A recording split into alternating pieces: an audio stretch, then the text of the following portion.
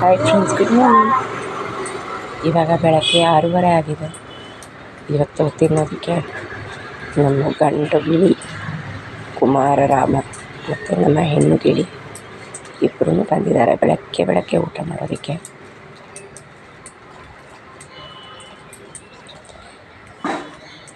ಈ ಕ್ಲೈಮೇಟು ಮಳೆ ಬರೋದ್ರಿಂದ ಯಾವಾಗ ಮಳೆ ಬರುತ್ತೆ ಅಂತ ಗೊತ್ತಾಗೋದೇ ಇಲ್ಲ.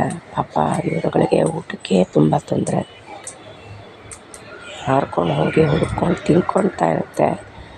ಆದರೆ ಇವಾಗ ಮಳೆ ಇರೋದ್ರಿಂದ ಅಷ್ಟಾಗಿ ಎಲ್ಲೂ ಹೋಗಲ್ಲ, ಇಲ್ಲೇ ಕೂತ್ಕೊಂಡಿರುತ್ತೆ, ಕರೆಯುತ್ತೆ ನಮ್ಮನ್ನು ಊಟ ಬೇಕು ಅಂತ.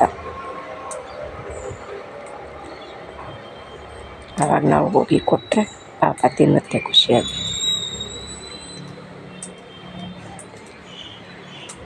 ಅದು ಯೂಶ್ವಲಿ ಅಕ್ಕಿನ ಬೇರೆ ಬೇರೆ ಹಾಕ್ತೀವಿ, ಅಂದರೆ ಸ್ವಲ್ಪ ದೂರ ಗಂಡಿಗೆ ಬೇರೆ ಹೆಣ್ಣಿಗೆ ಬೇರೆ ಅಂತ. ಮತ್ತು ನಮ್ಮ ಅಕ್ಕಿ ಹಾಕಿಲ್ಲ, ಎಲ್ಲ ಒಂದೇ ಕಡೆ ಗುಡ್ಡೆ ಮಾಡಾಕಿದ್ದಾರೆ. ಬೇರೆ ಗಿಣಿಗಳು ಬರುತ್ತೆ, ಇವರಿಬ್ಬರು ಬರೋದನ್ನು ನೋಡಿಕೊಂಡು ಬೇರೆ ಗಿಣಿಗಳು ಬರುತ್ತೆ. ಇವರಿಬ್ಬರು ಬಿಡೋದಿಲ್ಲ, ಎಷ್ಟು ಗಿಣಿಗಳು ಬರುತ್ತೆ. ಇವರಿಬ್ಬರು ಇದನ್ನು ಅವ್ರದ್ದೇ ಮನೆ, ಈ ಮನೆಗೆ ಬೇರೆಯವ್ರನ್ನ ಸೇರಿಸಬಾರ್ದು ಅಂತ ಅದು ಯಾರಿಗೂ ಜಾಗ ಬಿಡಲ್ಲ. ಯಾವ ಬೇರೆ ಜಾತಿ ಪಕ್ಷಿಗೂ ಬರೋಕ್ಕೆ ಬಿಡಲ್ಲ. ಅದರದ್ದೇ ಗಿಣಿ ಫ್ರೆಂಡ್ಸ್ ಇದ್ದಾರೆ, ಕತೆ ಮಾತ್ರ ಮಾತಾಡುತ್ತೆ ಅವ್ರ ಫ್ರೆಂಡ್ಸ್ ಜೊತೆಗೆ, ಆದರೆ ಊಟ ಮಾತ್ರ ಮಾಡೋದಕ್ಕೆ ಬಿಡೋದಿಲ್ಲ. ಆ ಕತ್ತು ಸುತ್ತ ರಿಂಗಿದೆಯಲ್ಲ, ಇವಾಗ ತಲೆ ಎತ್ತಿ ತಿಂತಾ ಇದೆಯಲ್ಲ, ಅದು ಗಂಡು ಗಿಣಿ. ಅದು ತುಂಬ ಸ್ಪೆಷಲ್. ಒಂದೊಂದು ದೇಶದಲ್ಲಿ ಗಿಣಿಗಳು ಒಂದೊಂದು ಬಣ್ಣ ಇರುತ್ತೆ. ನಮ್ಮ ದೇಶದಲ್ಲಿ ಈ ಹಸಿರು ಬಣ್ಣ ಇದೆ ಗಿಣಿ. ಇದು ಎಷ್ಟು ಸುಂದರವಾಗಿರುತ್ತೆ ಅಂದರೆ ನೋಡಿ, ಅಲ್ಲಿ ಹೋಗಿ ಕೂತ್ಕೋತು. ಅದಕ್ಕೇನು ತುಂಬ ಗಾಳಿ ಜಾಸ್ತಿ ಆಯಿತು, ತಡ್ಕೊಳಕ್ಕಾಗ್ತಾಯಿಲ್ಲ. ಇವಾಗ ಇನ್ನೇನು ಆಷಾಢ ಮಾಸ ಶುರುವಾಗುತ್ತಲ್ಲ, ಗಾಳಿ ಕಾಲ. ಅದಕ್ಕೆ ಸ್ವಲ್ಪ ಗಾಳಿ ನೋಡಿಕೊಂಡು ಅದು ಪಾಪ ಅಡ್ಜಸ್ಟ್ ಮಾಡ್ಕೊಂಡು ತಿನ್ನುತ್ತೆ, ಬರುತ್ತೆ. ಅದೇನು ತೊಂದರೆ ಇಲ್ಲ ನೋಡಿ. ಬಂತು, ಅವಳನ್ನ ಕೇಳ್ತಾ ಇರೋದು ಜಾಗ ಬಿಡು ಒಂಚೂರು ಅಂತ ಕೇಳ್ಕೊಂಡು ತಿನ್ನುತ್ತೆ. ಅಂದರೆ ಇವರಿಬ್ಬರು ಎಂಥ ಬಂಗಾರ ಅಂತಂದರೆ ಒಂದಿನೂ ಜಗಳ ಆಡಲ್ಲ, ಮತ್ತು ತುಂಬ ಅಂಡರ್ಸ್ಟ್ಯಾಂಡಿಂಗು. ಇವಾಗ ಮರದಲ್ಲಿ ಒಂದು ಒಟ್ಟರೆ ಮಾಡಿಕೊಂಡು ಇದು ವಾಸವಾಗಿರುತ್ತೆ ಈ ಹೆಣ್ಣು. ಗಂಡು ಹೊರಗಡೆ ಹೋಗುತ್ತೆ, ಹೇಳಿದ್ದೀನಲ್ಲ, ಹೊರಗಡೆ ಹೋಗಿ ಅದು ಮತ್ತು ಸಾಯಂಕಾಲ ಒಂದು 5-5:30 ಆ ಥರ ಕ್ಲೈಮೇಟ್ ನೋಡ್ಕೊಂಡು ಬರುತ್ತೆ. ಕ್ಲೈಮೇಟ್ ತೀರಾ ಕೆಟ್ಟದಾಗಿತ್ತು, ಮಳೆ ಜಾಸ್ತಿ ಬರುತ್ತೆ, ಬೇಗ ಬರುತ್ತೆ ಅಂತಂದರೆ ಬೇಗ ಬಂದುಬಿಡುತ್ತೆ ಮನೆಗೆ. ಇಲ್ಲ ಕ್ಲೈಮೇಟ್ ಚೆನ್ನಾಗಿತ್ತು, ಬಿಸಿಲು ಚೆನ್ನಾಗಿತ್ತು, 6:15-6:20ವರೆಗೂ ಬಿಸಿಲು ಇದ್ದೇ ಇರುತ್ತೆ ಅಂತಂದರೆ 6 ಗಂಟೆಗೆ ಬರುತ್ತೆ. ಬಂದು ಊಟ ಮಾಡಿಕೊಂಡು ಹೆಂಡ್ತಿನ ಎಲ್ಲಿಗೋ ಬೇರೆ ಮನೆಗೆ ಕರ್ಕೊಂಡು ಹೋಗುತ್ತೆ. ಇದು ನಮ್ಮ ಗಂಡು ಗಿಣಿದು ಕೊಕ್ಕಿನ ವಿಶೇಷ ಏನಂದರೆ, ಆ ಕೊಕ್ಕು ಮಾತ್ರ ತುಂಬ ಕೆಂಪಾಗಿದೆ. ತುಂಬ ಅಂದರೆ ಅವನ ಕೊಕ್ಕು ಒಳ್ಳೆ ಯಾರೋ ಲಿಪ್ಸ್ಟಿಕ್ ಹಾಕ್ದಂಗೆ, ಕೆಂಪು ಬಣ್ಣದ ಲಿಪ್ಸ್ಟಿಕ್ ಹಾಕ್ದಂಗೆ ಅಷ್ಟು ಕೆಂಪಗಿದೆ. ಹೆಣ್ಣು ಗಿಣಿದು ಕೊಕ್ಕು ಅಷ್ಟೊಂದು ಕೆಂಪಿಲ್ಲ, ಗಂಡದಕ್ಕೆ ಕಂಪೇರ್ ಮಾಡಿದ್ರೆ ಅಷ್ಟು ಕೆಂಪಿಲ್ಲ. ಆಮೇಲೆ ಪಾಪ ಅವಳು ಮನೆ ಕಟ್ಟೋದಕ್ಕೆಲ್ಲ ಅವಳು ಕೊಕ್ಕನ್ನು ಯೂಸ್ ಮಾಡ್ತಾಳಲ್ಲ, ಅಂದರೆ ಇವಾಗ ಮರನ ಕಟ್ ಮಾಡೋಕ್ಕಾಗಲಿ, ಕಸ ಎತ್ತಕ್ಕಾಗಲಿ, ಎಲ್ಲದಕ್ಕೂ. ಅದಕ್ಕೆ ನನ್ನ ಪ್ರಕಾರ ಆ ಕೊಕ್ಕು ಅದರದ್ದು ಆ ಅಂದವನ್ನು ಕಳ್ಕೊಂಡಿದೆಯೋ ಏನೋ, ಬಣ್ಣನ ಕಳ್ಕೊಂಡಿದೆಯೋ ಏನೋ ಅನ್ನೋದು ನನ್ನ ಒಂದು ಅನಿಸಿಕೆ. ನಿಮ್ಮ ಅನಿಸಿಕೆ ಏನು ಅಂತ ದಯವಿಟ್ಟು ಕಮೆಂಟ್ ಮಾಡಿ. ನಿಮಗೆ ಗಿಣಿಗಳ ಬಗ್ಗೆ ಎಲ್ಲ ಏನು ಗೊತ್ತು, ಹೆಚ್ಚು ಮಾಹಿತಿ, ಅದನ್ನು ಕಮೆಂಟ್ ಮಾಡಿ ತಿಳಿಸಿ. ಏಕೆಂದರೆ ನಾವು ತಿಳ್ಕೊಂಡಿರೋದು, ನಮಗೆ ಇವರು ಸುಮಾರು 6-7 ತಿಂಗಳಾಯಿತು ನಮ್ಮ ಜೊತೆಗೆ ಫ್ರೆಂಡ್ ಆಗಿ. ನೋಡಿ, ನಾವು ಇವರನ್ನು ಬಂಧನದಲ್ಲಿಟ್ಟಿಲ್ಲ, ಯಾವುದೇ ರೀತಿಯಾದ ಕೇಜ್ ಆಗಲಿ ಯಾವುದರಲ್ಲೂ ಹಾಕಿಟ್ಟಿಲ್ಲ. ನಾವು ಏನು ಇವ್ರನ್ನ ಬರಲೇಬೇಕು ಇಲ್ಲಿ ಅನ್ನೋ ಬಲವಂತವೂ ಇಲ್ಲ. ಅವರು ಫ್ರೀ ಬರ್ಡ್ಸ್, ನೇಚರ್ ಅಂದರೆ ಪ್ರಕೃತಿ ಮಾತೆಗೆ ಸೇರಿದಂತಹ ಮುತ್ತಿನ ಅರಗಿಣಿಗಳು ಇವರಿಬ್ಬರು.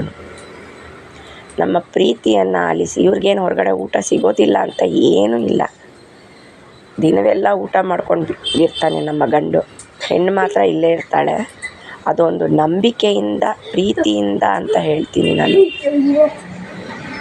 ಇವನು ಇವಾಗ ಆ ಕಡೆ ಹಾರೋಗ್ತಾನೆ, ಯಾಕೆಂದರೆ ಹೆಂಡತಿಗೆ ಜಾಗ ಬಿಡಬೇಕಾಯ್ತಲ್ಲ. ನೋಡಿ, ತುಂಬ ಒಂಥರ ಹೊಂದಾಣಿಕೆ ಇವರಿಬ್ಬರಲ್ಲಿ. ನನ್ನ ಮಗ ನೀರು ಕೊಡ್ತಾಯಿದ್ದಾನೆ ಅವರಿಬ್ಬರು. ಅವಳಿಗೆ ಅನ್ನ ತಿಂದು ತಿಂದು ಇವಾಗ ಬಾಯಡಿಕೆ ಆಯಿತು, ಅಕ್ಕಿ ತಿಂದು. ಅದಕ್ಕೆ ನೀರು ಕೊಡ್ತಾನೆ. ಬಂಗಾರ ನೀರು ಕುಡಿಯುತ್ತೆ, ಮತ್ತೆ ಬರುತ್ತೆ, ಮತ್ತೆ ಓಡ್ಕೊಂಡು ಬರುತ್ತೆ. ಇವಾಗ ಬಾಗಿಲು ತೆಗೀಲಿ ಅಂತ ಕಿರ್ಚಿ ನಾವು ಬಾಗಿಲು ತೆಗಿಯೋಕ್ಕೆ ಒಂದು 2 ನಿಮಿಷ ಆದರೂ ಬೇಕಲ್ಲ.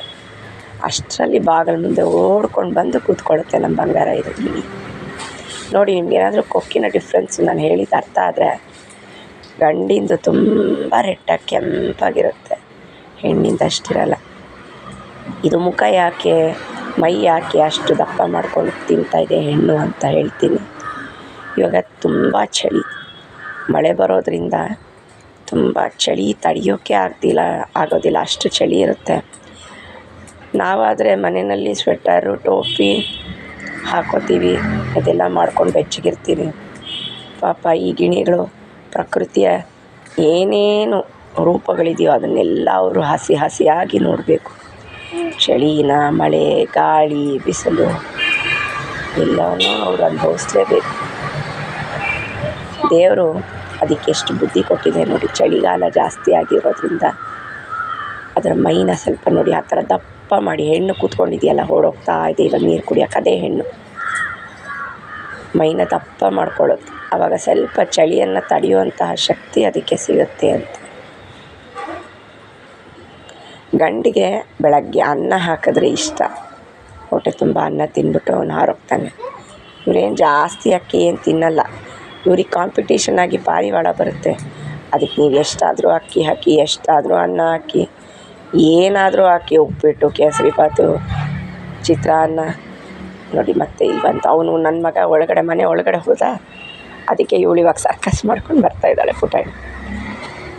ನೋಡಿದ್ರೆ ಬಂದ್ಬಿಟ್ಲು. ನನ್ನ ಮಗ ಅಂದರೆ ತುಂಬ ಇಷ್ಟ ಅವಳಿಗೆ. ಪುಟಾಣಿ ನೋಡಿ, ಅವಳಿಗೆ ಹತ್ತಿರ ಹೋಗಿ ತೋರಿಸ್ತೀನಿ ನಿಮಗೆ, ಕೊಕ್ಕು ಅಂತ ಹೇಳಿದ್ನಲ್ಲ, ಅವಳಿಗೆ ಹತ್ತಿರ ಹೋಗಿ ತೋರಿಸ್ತೀನಿ. ಇವಳು ಇಲ್ಲಿ ಬಂದು ಅಂತ ನೋಡಿ, ನಮ್ಮ ಬಂಗಾರ ಇನ್ನೊಂದು ಧೈರ್ಯ ಮಾಡಿ ಬರ್ತಾ ಇದೆ. ಅದಕ್ಕೆ ಸ್ವಲ್ಪ ಹೆದರಿಕೆ ಇತ್ತು ಇಷ್ಟು ದಿವಸ, ಇವಾಗ ಆದರೂ ಧೈರ್ಯ ಇಲ್ಲ ನೋಡಿ. ಅಲ್ಲಿ ಮರದ ಕೊಂಬೆ ಮೇಲೆ ಹೋಗಿ ಕೂತ್ಕೊಂಡಿದ್ದಾನೆ ಕಾಣುತ್ತಾ. ಅವ್ನಿಗೆ ಇವಳು ಹತ್ತಿರ ಬರಬೇಕು, ತಿನ್ನಬೇಕು ಅಂತ ಆಸೆ. ಬಾ ಪುಟಾಣಿ ಬಾ.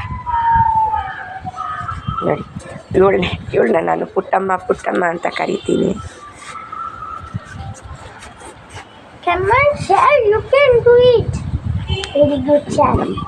ಗಂಡು ಒದ್ಲಾಡ್ತಾ ಇದೆ, ಅಲ್ಲಿಂದ ಇಲ್ಲಿಗೆ ಅಲ್ಲಿಗೆ.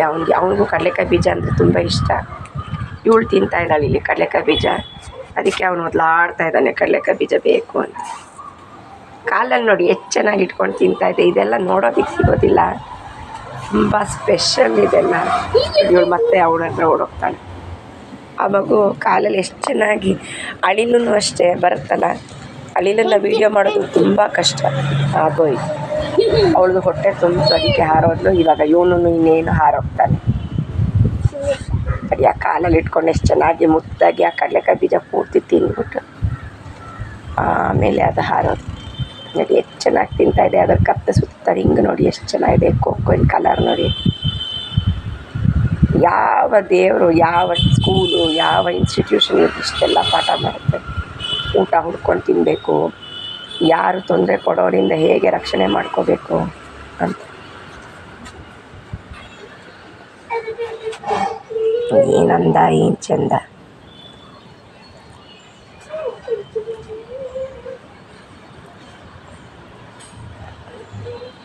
ನನಗೆ ಇಲ್ಲಿ ಕಡಲೆಕಾಯಿ ಬೀಜ ತಿನ್ನಬೇಕು ಅಂತ ಆಸೆ. ಧೈರ್ಯ ಮಾಡಿ ಬರ್ತಾ ಇದ್ದಾನೆ ನಮ್ಮ ಬಂಗಾರ.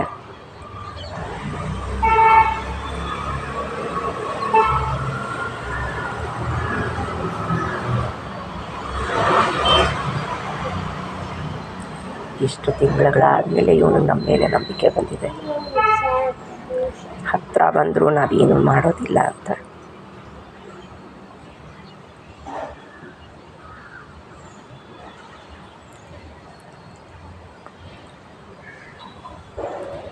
ಕಡಲೆಕಾಯಿ ಬೀಜ ಎಷ್ಟು ಹಾಕಿದ್ರು ಪಾಪ ಒಂದು 10 ತಿನ್ನುತ್ತೆ. ಗಂಡೊಂದು 10 ತಿನ್ನುತ್ತೆ, ಹೆಣ್ಣೊಂದು 10 ತಿನ್ನುತ್ತೆ. ಆಮೇಲೆ ಅದಕ್ಕೆ ಹೊಟ್ಟೆ ತುಂಬ ಹೋಗ್ಬಿಡುತ್ತೆ. ಹೊಟ್ಟೆ ತುಂಬಿದ್ರೆ ಅದು ಹಾರೊಟ್ಟೋಗ್ಬಿಡುತ್ತೆ. ಅಲ್ಲಿ ದೂರದಲ್ಲಿ ತೆಂಗಿನಕಾಯಿ ಮರಗಳಿದೆ. ಇಲ್ಲಿ ಬೇಜಾರಾದರೆ ಒಂಚೂರು ಅಲ್ಲಿ ತೆಂಗಿನಕಾಯಿ ಮರಕ್ಕೆ ಹೋಗಿ ಕೂತ್ಕೊಳ್ಳುತ್ತೆ. ಅಲ್ಲಿಂದ ಹಸಿವಾದರೆ ಇನ್ನೊಂದು ಗಸಗಸೆ ಹಣ್ಣಿಂದು ಮರ ಇದೆ, ಅಲ್ಲಿ ಹೋಗಿ ಕೂತ್ಕೊಳ್ಳುತ್ತೆ. ಅಲ್ಲಿ ಹೋಗಿ ಗಸಗಸೆ ತಿಂದ್ಕೊಂಡು ಒಂದು ಅರ್ಧ ಗಂಟೆ ಬಿಟ್ಕೊಂಡು ಬರುತ್ತೆ. ಮತ್ತೆ ಇಲ್ಲಿ ಬಂದಮೇಲೆ ಹಸಿವು ಅಂದರೆ ನಮ್ಮ ಮನೆ ಮುಂದೆ ಬಂದುಬಿಟ್ಟು ಜೋರಾಗಿ ಕೂಗುತ್ತೆ. ಅದು ಹೇಗೆ ಕೂಗುತ್ತೆ ಅಂದರೆ ನಮಗೆ ಮಾತಾಡೋದು ನಮಗೆ ಕೇಳಿಸ್ಬಾರ್ದು, ಆ ಥರ ಜೋರಾಗಿ ಕೂಗುತ್ತೆ. ಆವಾಗ ಇದಕ್ಕೆ ಕರೆಕ್ಟ್ ಒಂದು ಗಂಟೆಯಿಂದ ಹಸಿವಾಗಕತ್ತಿಲ್ಲ. ಅನ್ನ ಒಂಚೂರೇ ಅನ್ನ ತಂದು ಹಾಕಿದ್ರೆ ಅದು ಹೊಟ್ಟೆ ತುಂಬ ತಿಂದ್ಬಿಟ್ಟು ಮತ್ತೆ ಹಾರಿ ಹೊಟ್ಟೋಗುತ್ತೆ. ಒಂದೊಂದ್ಸತಿ ತೀರಾ ಊಟ ಸಿಕ್ಕೋದೇ ಇಲ್ಲ ಅನಿಸುತ್ತೆ. ಆವಾಗ ಬೇಗ ಬಂದ್ಬಿಡುತ್ತೆ ಮನೆಗೆ. ಆವಾಗ ನಮ್ಮನ್ನೇ ಕೇಳುತ್ತೆ ಊಟ ಕೊಡು ಅಂತ.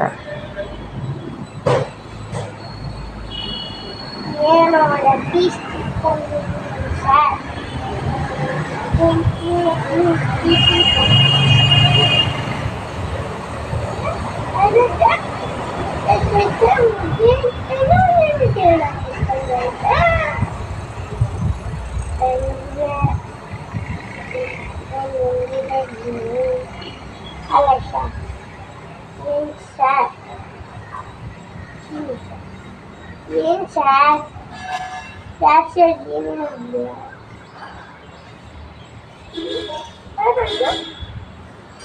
ಸರ್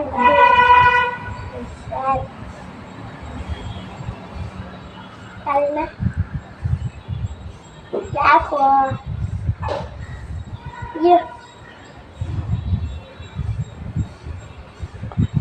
ಮೂತಿ ಒರೆಸ್ಕೊತಾ ಇರ್ತದೆ.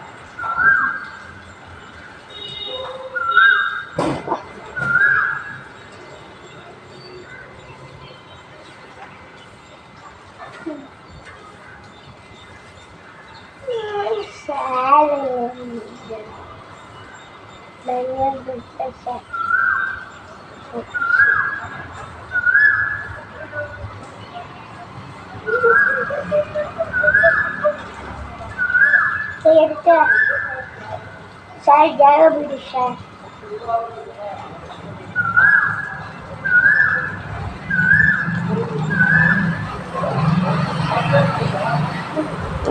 ಹೊಟ್ಟೆ ತಂತು ಹಾರೋದು. Thank you friends, bye, take care.